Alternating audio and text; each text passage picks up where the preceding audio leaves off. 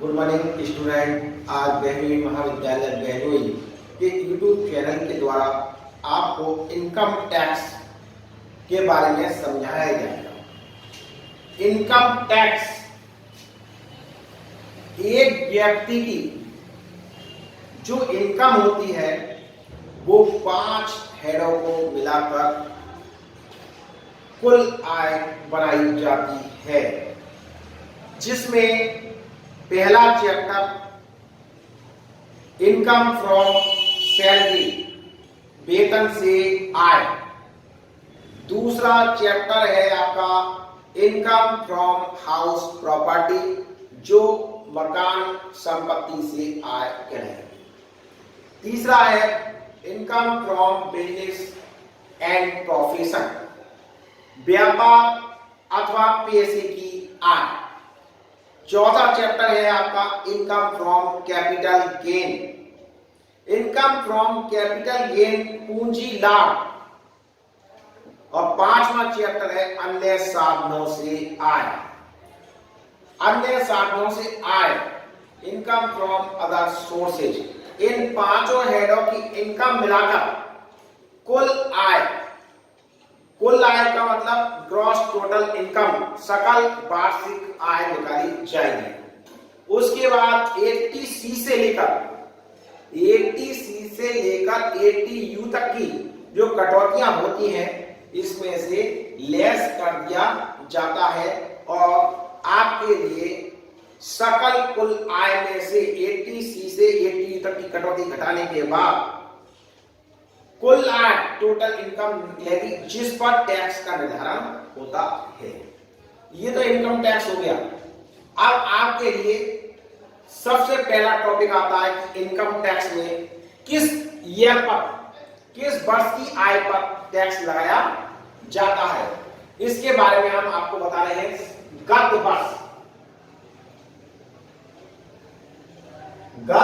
वर्ष। और दूसरा होता है कर निर्धारण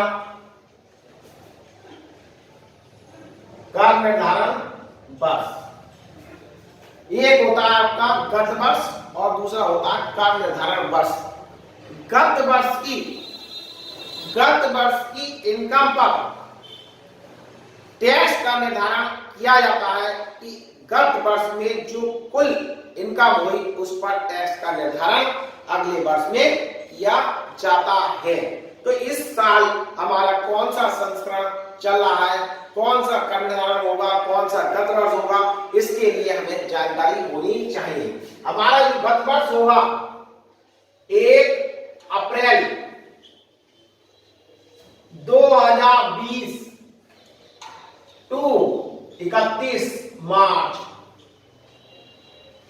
2021, ये गत वर्ष होगा। इसकी इनकम पर, इस जो गत वर्ष होगा इसकी इनकम पर कर निर्धारण वर्ष 1 अप्रैल 2021 टू 31 मार्च 2022, इसको कहेंगे 2020 2021, इसे कहेंगे 2021 और 2022। कुल मिलाकर निष्कर्ष ये निकला 2020-21 की इनकम पर 2021-22 में कर का निर्धारण किया जाएगा। ये तो स्टूडेंट सारा आपको सबसे पहला बेस यही है। जब तक ये मालूम नहीं होगा कि किस वर्ष की इनकम पर किस वर्ष में टैक्स लगाया जाएगा, आप इनकम टैक्स नहीं कर सकते। तो सबसे पहले हमें गत वर्ष और कर निर्धारण वर्ष के बारे में जानकारी होनी चाहिए। हमारा जो गत वर्ष है वो 2020 और 21, और दूसरा कर निर्धारण वर्ष जिस पर टैक्स लगाया जाएगा वो है 2021 और 22। ये कहलाता है फाइनेंशियल ईयर। गत वर्ष कहलाता है फाइनेंशियल ईयर, प्रीवियस ईयर, जिसका असेसमेंट ईयर में टैक्स लगाया जाता है। अब हम आपको चैप्टर जो सबसे पहला चैप्टर है निवास स्थान एवं करदाई। अब इसके बाद आपको सबसे पहला आपका टॉपिक निवास स्थान तथा करदाई, रेजिडेंस एंड टैक्स लाइबिलिटीज बताएंगे। एक व्यक्ति की जो निवास स्थिति होती है वो 3 प्रकार की हो सकती है, जो किसी भी कर निर्धारण वर्ष में बदल सकती है। एक व्यक्ति तीनों प्रकार की स्थिति में हो सकता है। जो एक व्यक्ति की निवास स्थिति इनकम टैक्स के अनुसार निर्धारित की गई वो 3 प्रकार से निर्धारित की गई। पहला है साधारण निवासी, दूसरा है असाधारण निवासी और तीसरा है अनिवासी। साधारण निवासी, असाधारण निवासी और अनिवासी। इसके लिए मैं चार्ट के निवास स्थान पर बताया हूं किस तरीके से निवास स्थिति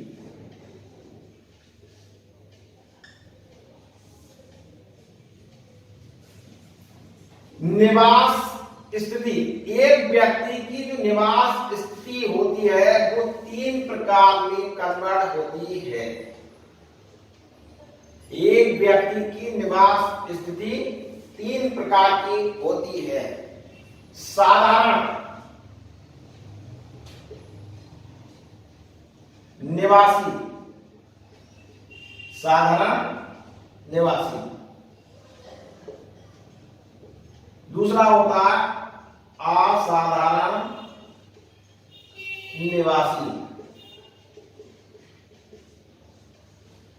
और तीसरा होता है अनिवासी।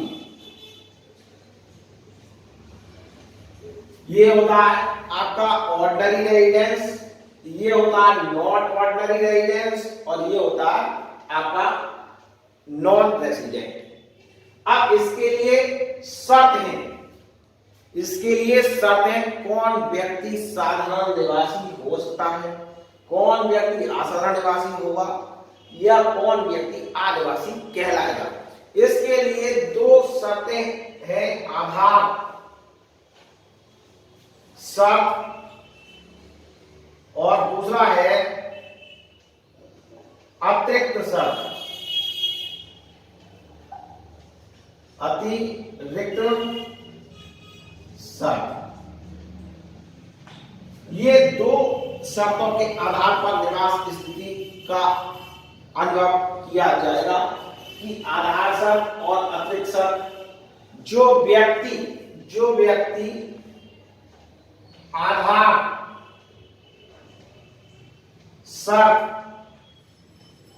प्लस अतिरिक्त शर्त पूरा करेगा वह साधारण निवासी होगा। जो व्यक्ति आधार शर्त प्लस अतिरिक्त शर्त पूरा करेगा वह साधारण निवासी होगा। जो व्यक्ति आधार शर्त पूरा करेगा परंतु अतिरिक्त शर्त नहीं, वह असाधारण निवासी होगा।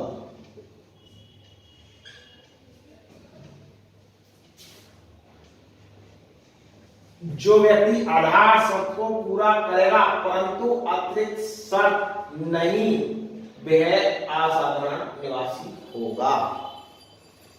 तीसरा, आधार शर्त को पूरा नहीं करेगा वह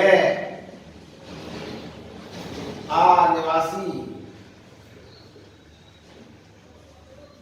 होगा। जो व्यक्ति आधार शर्त को पूरा नहीं करेगा वह अनिवासी होगा। इसका मतलब क्या होगा कि आधार प्लस अतिरिक्त शर्त, आधार प्लस अतिरिक्त दोनों सही करेगा तो होगा, अन्यथा नहीं। इसमें आधार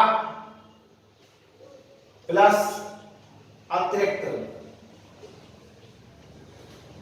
शर्त, अतिरिक्त शर्त नहीं पूरी की। इसमें आधार प्लस अतिरिक्त शर्त,